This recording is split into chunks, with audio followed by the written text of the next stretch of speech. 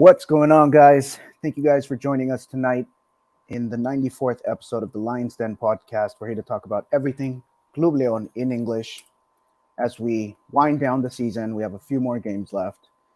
We're in fifth place. Is it fifth place? Fifth place, trying to get into the top four positions. We're here to talk about the recap of our victory at Puebla and also the upcoming match this Sunday at Toluca. Huge match, say the least, but it's going to be very important if we want to be in the top four positions. Louis, my man, once again, it's just me and you. So, how are you? How you doing? I'm doing well. It's been a lot of jetting around, and it's going to be more down the stretch here into the season to see how things play out live in person in the flesh. And I can't wait to see how it goes. Fifth place, but only 3 points out of second with the game in hand. It's been a weird season. We've been very irregular. That we haven't looked great. But even America at the top of the table, they've been winning, but they haven't been looking great. I feel like that's been kind of a theme this Liga MX season, and everything is very, very close. The standings are very, very close, and we haven't looked good. We got the win against Puebla in very strange and not really, I guess you wouldn't say ideal circumstances, but we got the win. They got the 3 points, and they're 3 points out of not just out of a top four seed, but second place finish, which would be a very, very successful regular season if they can pull it off. And they, especially with that game in hand against another direct rival for those top four positions after the Toluca game against Cruz Azul, which we don't want to get ahead of ourselves because first things first. But yeah, they have a real opportunity to finish very high in the table and avoid the repechaje. So that's a good thing. You know, as many questions as we have about their form and their Jekyll and Hyde tendencies. Sometimes they look great. Sometimes they, against great opposition, and then they'll lay an egg against a team they really should beat. But there's still an opportunity there to finish strong and with momentum going into either repechaje, hopefully not, or Liga Directa. Yeah, how do you feel about the current standing? Is this where we expected to be, especially under a new coach with the roster, the upgrades that we got in the offseason? Is this where you expected the team to be at this point of the season? Within 3 points of second place with 3 matches to go, a game in hand on all the teams above us. Honestly, if we're being honest, that might be. If we're being honest, that might be better than expected. Really, if we're just in terms of the standings, not necessarily how they've looked getting there, but just in terms of being in this position, I think it could. There's an argument to be made that it's better than we expected. Yeah, man. Fifth place. Like you said, only 2. What is it? 2 points. Is it 2 points? Atlas is at 26, and they're in second. Atlas, the big surprise of the season, man. If there's anyone who's been pretty consistent, maybe they dropped 1 or 2 matches, but they've been pretty consistent. It's been Atlas. So I don't know if this is a good year for them, but they are Atlas after all. Anyways, enough of that. Let's get into this recap. This past Saturday at Puebla, you were there, and it looked like you had a great time. I was watching your Instagram stories and all your posts. Looked like a really great time out there, but yeah, man, how'd you like it out there? I hadn't been to Estadio Cuauhtémoc. It was only I've been to most of the stadiums more than 3 or 4 or even 5 times now, and some of them considerably more than that. But I'd only been to the Cuauhtémoc one time before, and it was 5 years ago. For whatever reason, the other times they played there since then, even before COVID, I just wasn't able to get there. And so it was nice to go back. Also, kind of a redemption for a year ago when Javier and I traveled and were unable to enter the stadium because of a last-minute decision to void. Oh, that's right. I forgot all about that. Void public access to that match. We were already in the city. We enjoyed our weekend there, but obviously it wasn't what we would have liked. And so this felt kind of like coming full circle with that. Exactly a year later, I got my Facebook memories up of when we had made that trip, and it was exactly a year later to the day that I went back and we were able to go in this time. And Puebla is a rich a city with a rich soccer history, even if Puebla, the franchise, doesn't have much of a winning history. Obviously, World Cup matches were played in that same Estadio Cuauhtémoc. Obviously, doesn't look the same as it used to. It's been heavily remodeled. But a very, very fun visit and great atmosphere, great experience. And shout out to the Puebla fans who are still loyal, still go see their team play despite the lack of success. And I know they're in a new era. They're coming off a semifinal appearance, first in a very long time in the previous season. So this isn't, well, you'd say this isn't your father's Puebla, although they sold off their two best players to Leon in the offseason. Yeah. So that was kind of a side storyline.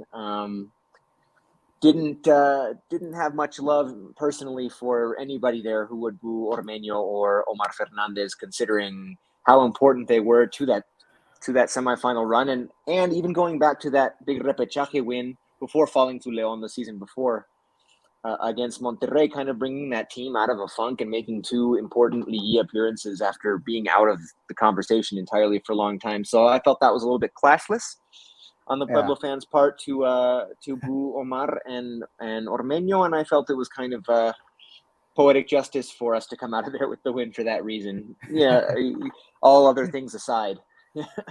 Yeah, man. Yeah, it was a 1-0 win. We didn't score, but we did get the win, which we'll talk about in a minute. It's goal scoring drought once again. I don't know what's happening. We can talk about that. We can debate it. But let's go over some pregame news. William Tecillo was sitting out with a 1-game suspension for accumulation of yellows. Now, I didn't know that until like actual game day because I hadn't been following up with yellow cards. I thought it was just Angel Mena who was the last one to sit out. And then we had Gigliotti also, who didn't travel with the team. He was at his child's birth. I don't know if it's his first or second or third, but I believe it is his first child. And first child. Okay. I felt a little, to be honest, I felt it was a little irresponsible on the part of the people who report on the team to suggest or to speculate as to why he wasn't in the matchday squad when they should have known that his wife was about to give birth. They were, has he finally fallen out of Holland's good graces? Is he hurt? All this kind of stuff. And it was a very, very simple and personal matter. A very important personal matter. And that was the only reason he was not. I'm sure he would have been included in the matchday squad were it not for that. Absolutely. Going back to William Tecillo, we didn't really miss him a lot. No, I think Mosquera and Barreiro held it down pretty well, right? They did. And actually, I'm sorry, it wasn't Mosquera. It was Ramiro. Ramiro. Ramiro. Yes. It was a last-minute decision to put him in. Good, very, very a very solid first start back for Ramiro, I would say. Who, of course, before his injury on that wet pitch against Mazatlan early in the season, looked to have been a titular indiscutible in Holland's system. He had won over Holland and gotten his confidence, and it was only that injury that kept him out. And now he's hopefully back and fit for this stretch run, and he may continue to start going forward. I don't know. That back line was pretty solid. Now, Tecillo, I've been saying all season he's been our MVP, but the last few weeks I would say he hasn't looked quite as good, arguably.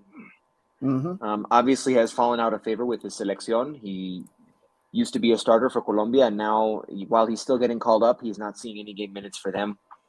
So, I was afraid that we might miss him far more than we did. It ended up being okay. Ramiro looked good. Barreiro, while he wasn't thought of as a starter for Holland at the beginning of the season, I think probably at this point has won him over more. Mm-hmm. And I think the back line did well. And even without Tecillo, who has been arguably their MVP for most of the season. Yeah, man. I gotta agree on Tecillo. We didn't really miss him a lot. Has been the MVP, although there you could make a case, and I thought about this weekend. You could make a case that because of his resurgence, because of the season that he's having, you could make a case that Jefecito is a close second because he's holding down that midfield along with Colombato. But just Jefecito from like where he was last season to where he is now. If you take him out of the game, like it becomes a totally different midfield. So Yeah, I would argue that. I give him most improved. I'm not going to give him MVP. Yeah. Okay. All right. I'll give you that. I agree with most Yeah. improved, but I Yeah. think you could make a case for MVP. But it's just he's not flashy. He doesn't score He's in goals. the conversation. He's in the conversation for sure. Okay. Yeah. Quick starting lineup. Cota, Avion, Barreiro, Ramiro, as we said, Osvaldo, Jefecito, Colombato, Meneses, Mena, Davila, and I want to get your opinion on Omar Fernandez and why he was booed. I think it was classless. It's not like he left, por la puerta de atrás. He was bought. I mean, they Leon bought him. It's not like he didn't want to be there, right? I mean, the thing is, Puebla's not going to put the pieces around him, or Ormeño for that matter, the way Leon will, to challenge for big things. You know what I mean? And I think he was, while he maybe didn't necessarily specifically want to leave Puebla, I think he was happy to come to an institution that takes winning more seriously, if that makes sense. You know, and I don't think that was any kind of secret with either of them. But still, with them being starters over the last couple of years, like they were a big part of why Puebla fans had anything to root for at all over the past couple of years, and 5-6 years even. I mean, they weren't there that long, but I mean, Puebla's not a team that's had a whole lot to cheer for in a long time. Was the last trophy was Ormeño also booed, or was it just Ormeño only came in he didn't play very many minutes, didn't get a ton of touches, but he was also booed. Yes. Wow, man. He almost scored. He became very, very close to scoring on his very first touch. That's true. Do you think he would have celebrated that? Seeing how bad you could tell how badly he wanted it. Yeah. I think he might have. Especially after hearing them boo Omarcito for the whole game. You know, like I can't imagine that sat well with him. Yeah, I wish he would have scored that. So first goal that gets scored was Victor Davila scored the goal, but it was overturned by VAR. He was offside. But I think it was Leon with the most clear chances, especially in the second half. And then the first goal the only goal was scored by Segovia of Puebla. It came after Mar Fernandez crossed the ball to Angel Mena, brought it down with his chest, and I guess Segovia tried to clear the ball, but he kicked it into his own net. It was like Javier said, shout out to Javier, an autogolazo, he called it. Yeah. What was the reaction like in the stadium? To be honest, I couldn't tell exactly what had happened. I couldn't tell who from where I was sitting. Right away, I couldn't tell who got the last foot on it. You know what I mean? I mean, it was see, the thing is, most own goals, and I would say that this is no exception, are the result of dangerous attacking play. No matter who gets the last foot on it. I mean, I think the fact that Leon got a goal in favor out of that sequence is deserved and is not all that surprising, especially the way they played in the second half. They were definitely on the front foot in the second half. And if you believe in justicia deportiva and those kinds of things, I mean, Leon was the team that did more to win this game than Puebla did, I would say. And so even if the one goal they scored ultimately came off a defender's foot, I think that's justicia deportiva. I think they deserve to win the game. And that doesn't, deserving to win the game many times in this sport does not come into play. Just the nature of the way this game is, how few scores there are. But but it was nice to see that happen in this instance, especially because we really needed the points. We really, really needed the result. Yeah, man. Any player that stood out from Leon? Anyone that had a good performance, or was it just collectively good enough to win?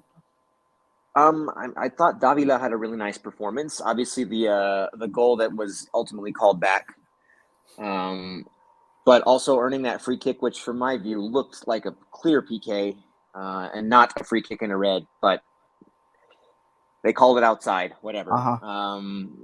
But I mean, he was involved in several dangerous plays that should have resulted in a better finish. But yeah, I would say the team's problem is not generating chances. I know we're going to get into if you want, we can get into Go the ahead. scoring Go drought. go ahead. Oh, like people want to put Holland's head on a pike for this scoring drought, and I'm like, he can't. I mean, there's this philosophy about coaching at the highest level. I would say that once the game starts, the only thing a coach does is decide who plays and when. Mhm. And we are not lacking chances in Holland's scheme. We generate tons of chances. We generate tons of danger. They just can't finish it. But he's not out there on the field in front of goal with his foot outstretched, ready to tap it in. Like that, the guys on the field have to finish, and it's not about scheme. Like they just have to get a good final touch on the ball, and they're not. Yeah.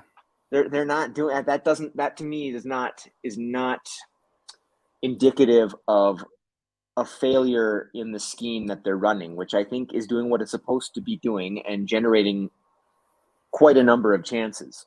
Yeah. Now, At this point in the season, do you feel like it's Davila who should be the striker, the starting striker, or because we have options on the bench. We have Ormeño, who we paid a lot of money for.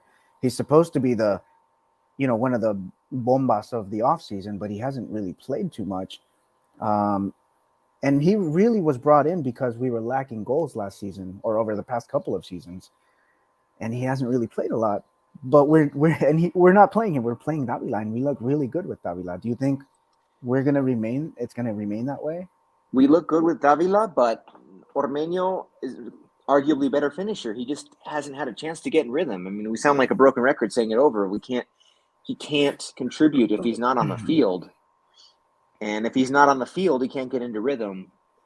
I mean, I think Davila probably still is the best option for now, which is strange because at the beginning of the season, he seemed to be the odd man out Yeah, for Holland. Like yeah, he wasn't even like he'd come from being arguably our MVP, at least in the attack, from last season to bench. to being benched, to being the odd man out. And now that has completely turned around and he's back to where he was as the closest thing, our most regular number 9, even though he isn't the number 9, really. Yeah, Yeah. yeah. But he's a number 9, but he plays with speed, and he has great skill on the ball. He has great vision. He does things that a typical number 9 doesn't do, and he also finishes. I mean, we saw the Mm-hmm. goal that was called back. That's a Yeah. great finish. So yeah, I mean, I have no problem with him, moving forward being the starter, but it just worries me that we have these finishers, that these guys that we know can finish, like Gigliotti, who shows up in big times, like Ormeño, who was signed, and they're not getting any playing time. So I don't know. Maybe they'll show up in the playoffs where we actually may need them. Yeah, the jury's still out on Ormeño. I think there's still a chance for him to make a major difference if we make a run. Sometimes I mean, if you're subbing on somebody with the idea that we absolutely just need a goal, we need somebody to go in and score, I think he's probably the best option you have available for that. So that doesn't mean he's always going to do it, but I mean, I think having that option available is still very valuable. I would like to see him get a little bit more run as we get into these last few games. Going to be a tight schedule again. And they play Toluca on Sunday and then turn right around and play Cruz Azul on Wednesday. Again, Yeah. away. So I would expect to see perhaps some rotation there, maybe a chance for him to get some more minutes. I don't know. I still think there's a chance for him to contribute. I don't know what the deal is. I wish, I had his number stamped on my jersey, the first one, the green one that I bought, because I have faith that he's going to make a big difference for this club, and he still may, whether it be this season or next season. But I think he still has a chance this season. to make a difference. Let's That said, I think Davila is still going to be in his spot in that starting spot whenever he's available going forward. Oh yeah, I mean, yeah, he looks the best at that position, so I'd keep him there. Let's shift gears to a different player real quick because we didn't have a pod after the Pumas game, so let's just talk about Fernando Navarro really quick. The return of Fernando Navarro, he was subbed in against Pumas. I think it was like the 60-something minute. He got a couple minutes of play. What were you there? Well, first of all, were you there? And if you were, how did he look? I was at the Pumas game as well. And first of all, he got an enormous ovation when he came back on the pitch after what was it, 6 months of inactivity, something like that. Yeah, since long April. Time. And I don't know how much of a position he was into to really put a stamp on a game. I think he looked good. I think he looked better against Pumas than he did against Puebla. Clearly, he's not ready for 90 minutes or anything close to it. He's probably only good for about 20, 25 at this point. And so remains to be seen. I mean, he's such a gifted player in so many areas, such a complete player. Hopefully he can get back to that level that he was at before his injury, because he and Davila were in contention for that MVP for Leon last season, for sure. And hopefully he can get back to that level, because if he can, what a great advantage that is, whether he starts or comes off the bench, having that option available. Absolutely. I mean, not having him available really hurt us going down the stretch, and of course in that repechaje game against these very Diablos Rojos, who we will be playing in a couple of days, and that's another storyline for me. I kind of want some vengeance there. Yeah.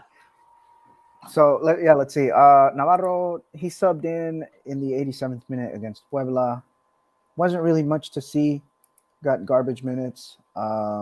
But yeah, man, moving forward, I hope with these last couple of games that he'll pick up some rhythm, pick up some legs, because we're gonna need him, and if we're gonna make a run in the playoffs. Anything else? Anything else you want to talk about this Puebla match before we move on? Just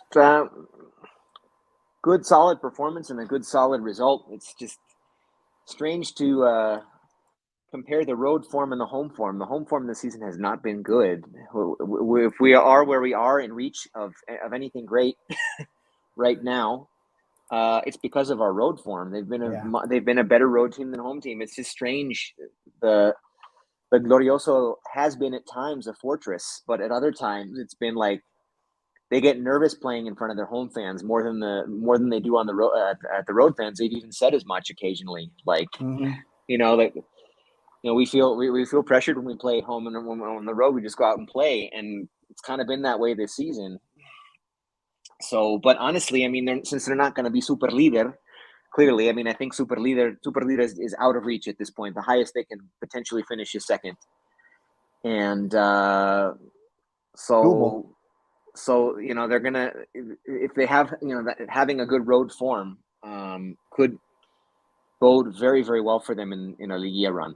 Yeah. So I mean, as bad as the home form has been, the road form has been very encouraging. Go in and get this result. Go in and get that result in Monterrey, and hopefully get another one here, another couple in Toluca and in the Azteca. Yeah, man. Let's quickly talk about the game that's happening right now, Ecuador versus Mexico. Let's touch on it real quick, just because we do have 3 players from León that were called up for this Molero.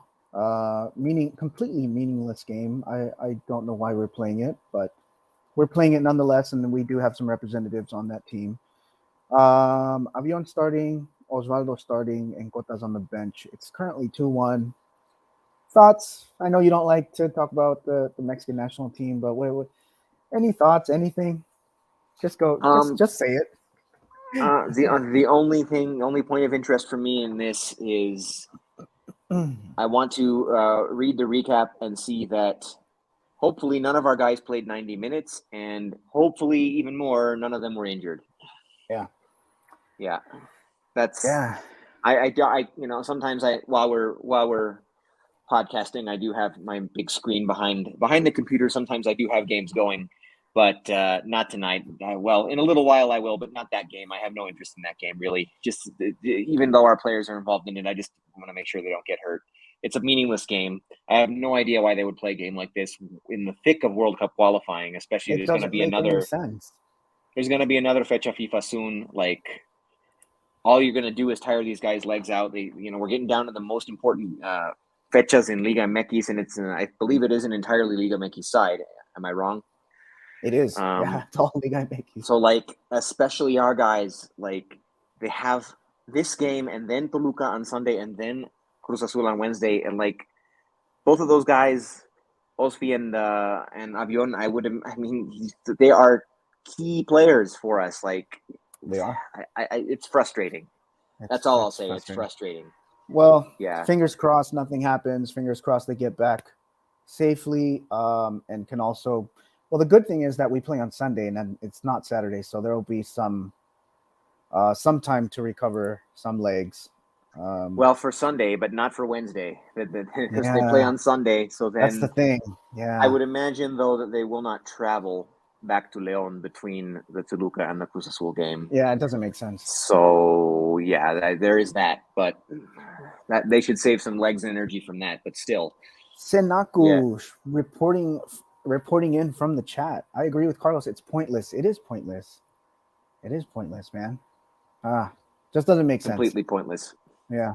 Thanks for the comment, Senaku. Thank you for showing up tonight. Let's move into the upcoming match against Toluca this Sunday morning. Well, for me, it's Sunday morning. For you, it might be evening. Are you going, first of all? Yeah, I'll be there. Okay. For sure. Wow. Are you gonna stay there for Wednesday's match, or are you gonna travel back? Because it also doesn't make sense for you to go back and forth. Well, it does and it doesn't, given a few different circumstances. I'm not at this point. I'm not 100% certain that I will be at the Azteca the following Wednesday. I'm going to be in Toluca this Sunday, regardless. I'm not 100% certain I'll be at the Azteca the following Wednesday. But in either case, I will be coming back to Guanajuato between the two matches. I know it seems silly, but that's how the situation is, and I'm hoping to be at both, but I'm only for sure going to be at the Toluca one. I'll let you know later if I'll be at the Azteca as well. I really want to be at the Azteca because that's the Catedral of Fútbol Mexicano, and it's been a long time since I've been able to be there. So yeah, I would like to be able to go, but we'll see. But yeah, I will be there at in Toluca, heading from here to Mexico City on Saturday, then driving into Toluca on Sunday morning. It's about a 50-minute drive between those two cities. So looking forward to the experience. One of the great smaller stadiums in Mexico, great vibe in Toluca. Like, that city doesn't have a whole lot going for it. No offense to anybody from Toluca, originally from Toluca, or has family in Toluca listening to this show.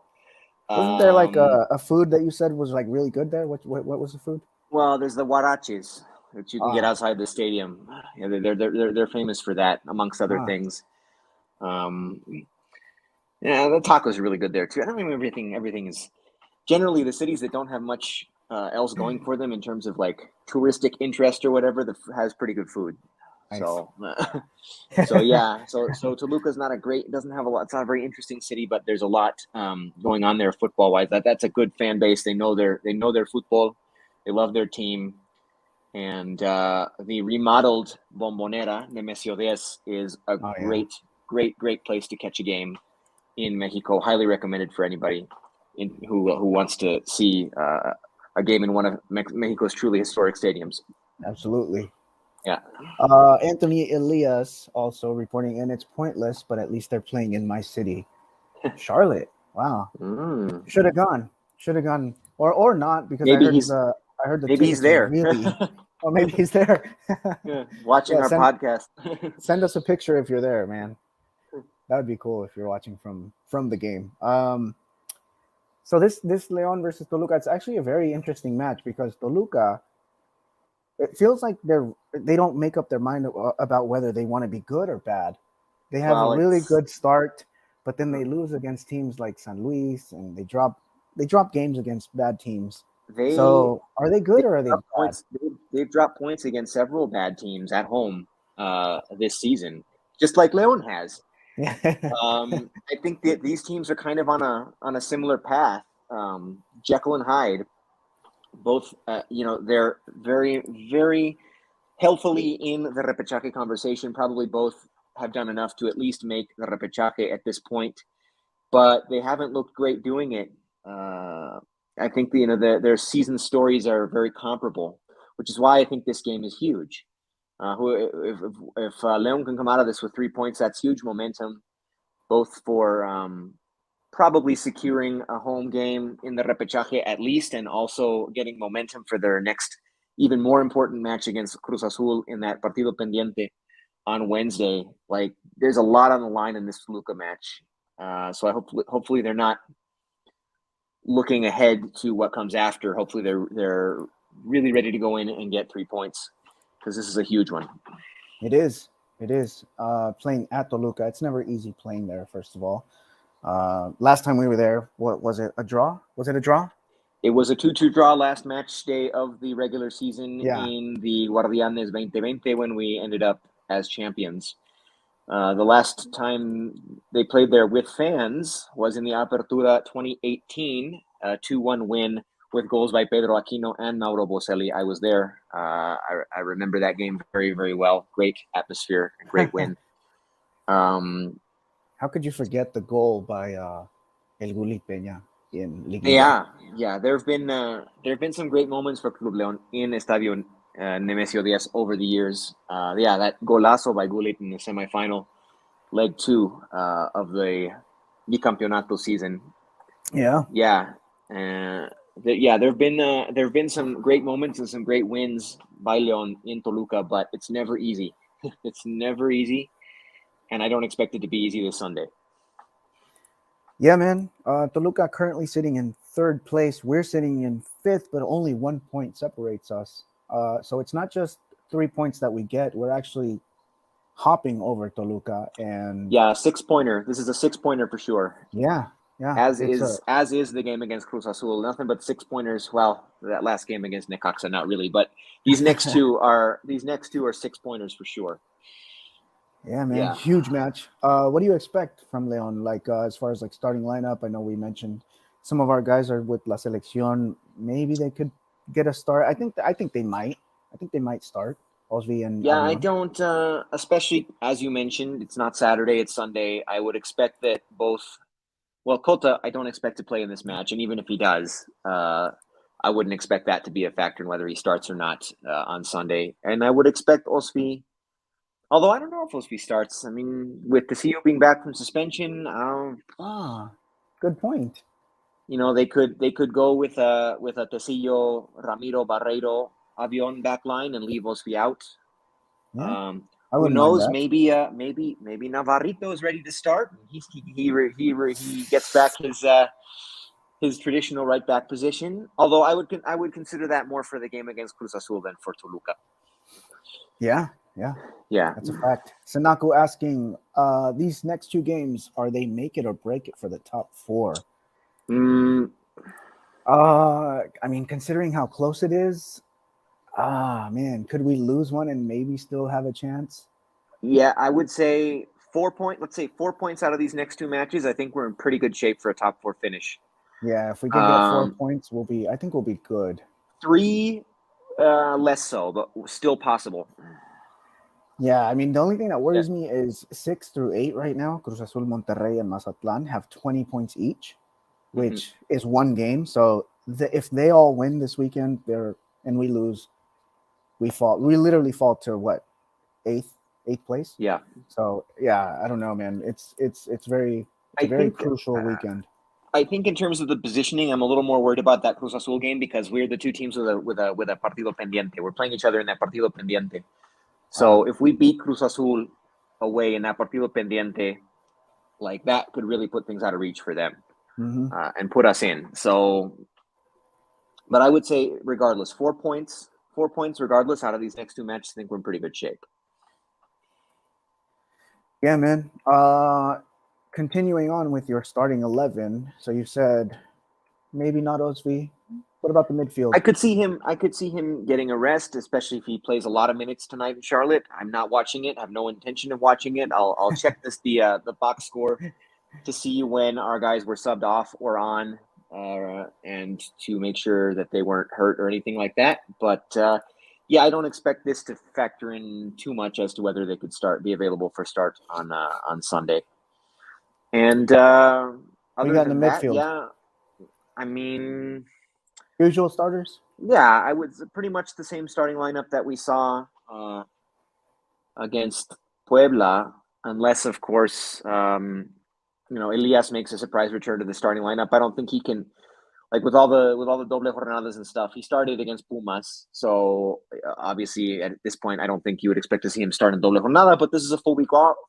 He's not involved in any international activity, so you could see a surprise Elias start, perhaps. Mm-hmm. He's been looking good. I personally like having him in there.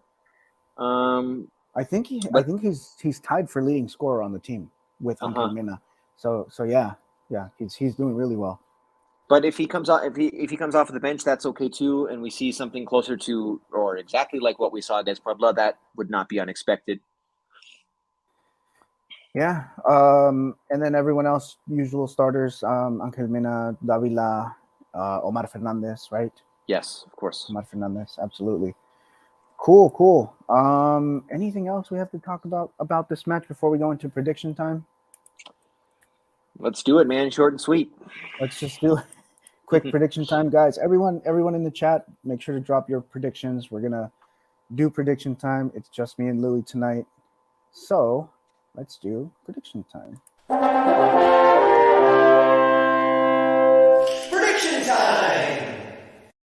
Prediction time. Go ahead, Louis. Yeah, so the last time I was able to attend a match in La Bombonera, we finished with a 2-1 win, kind of against all odds. The team was not in as good a position or as in prime a position as they are now, or didn't have the roster that they have now. It was kind of an unexpected win. Now I'm expecting them to go in and win 2-1. I'm going to stick with that result. Toluca's they've been way too inconsistent, giving up a ton of points to really, really bad teams at home. Who knows how motivated they're going to be for this one? Maybe they'll get up for this more than they did for San Luis or Querétaro or other teams that gave them problems on their home pitch. But I think Leon's going to go in and take this one 2-1. Wow. Okay. Mm-hmm. I'm actually going to go with a clean sheet. I think we're going to maintain a clean sheet. Rodolfo Cata's not playing tonight. He didn't start, so I think he'll be well rested. Toluca does have a lot of firepower, especially with Canelo and Sambuesa, but I think we'll keep a clean sheet. I think our defense is going to be well rested as well, as like you said, the return of William Pisillo. I think we'll make it 2-0. I think our scoring will wake up in this match, and I think we'll have Angel Mina and let's give one to Omar Fernandez. Has Omar Fernandez scored this season? In league play, he has not. Okay. Nor has Ormeño. I was thinking maybe Ormeño would come off the bench and open his account. That'd be great if it was Omarcito for the first one, and then Ormeño coming on as a sub, and both of them opening their account on the same day. I agree with you. I think we will score at least 2 goals in this match. Toluca is one of the leakiest defenses in all of Liga MX. They've not been good on that end at all. Leon has been. It doesn't seem like Leon's defense has been that great, really, but they've been considerably better than Toluca's. So I think, there's a good chance to get at least 2 in this one. So Toluca's last 5 games, I don't know how much this plays into it, but their last 5 matches have been draw, loss, draw, and loss. So winless in their last 5. Winless in their last 5. And we have 2 wins in our last 5. 2 wins, 2 losses, and 1 draw. So I think we're in better shape. And I think, man, I don't know. This is a huge game. This can really change things. If we can win this and then maybe pick up a draw against Cruz Azul, I think we'll be in perfect shape. We can still make the top 4. Yeah. Also, if they win this one, it takes a lot of pressure off of needing to get that win against Cruz Azul. Like they could go, like you said, if they get these three are in the bag, then they can go and be okay with 1. at the Azteca. Yeah. But so yeah, I agree with you. And they got to take advantage of that leaky back line. They got to get in there and score it and score a couple. Absolutely. Sanaku going also with the 2-1, agreeing with Louis 2-1. And that was it. That's all the predictions we have. Anthony Elias didn't. He probably went to go watch the Mexico game, the rest of the Mexico game. But yeah, man, anything else before we get out of here? It was a short one today, 40 minutes. That was probably the fastest one we've ever done. Short and sweet, right to Short the and point. sweet. I mean, it's normal. There's not as much to say. They just got to take care of business down the stretch. They got to, the task in front of them is very simple. Do they have the tools and the legs to get it done? I mean, that's what remains to be seen. These next two games, and then I mean, we can't. There have been no easy wins this season at home or away or again, no matter who the opponent. So it could come down to needing a win against Necaxa to get in that top four. Probably. And we can't count on that. So just win, baby, as Javier's favorite NFL owner Al Davis would say. Just win, baby. Yeah. Yeah, man, depending on how these last three games go, I mean, if we can get 3 wins, we'll be up to 31 points. 31 points. And yeah, I mean, I don't expect the next 4 teams, the teams that are above us, to win all of their matches. Toluca, like we said, very inconsistent. Tigres are actually pretty hot right now. Atlas pretty hot. In America, nobody's catching them up. So yeah, I mean, our chances look really good. Hopefully we can get a win this Sunday. It'll be 10 a.m. Pacific, 12 Central, 1 Eastern. So guys, make sure to tune in. We'll be back next week on Monday, the day after the match, to recap the match and then also talk about the Cruz Azul match next Wednesday. Anything else before we leave? I think that's it for me. That's it. I think we was short and sweet, but we got it all out there. Cool. Yeah. Cool. All right, so we're gonna get out of here. Thank you again, Sanaku and Anthony Elias, for showing up on the chat tonight. We'll be back next Monday. Thank you guys for joining us. Episode 94 of the Lions Den podcast. We are out of here.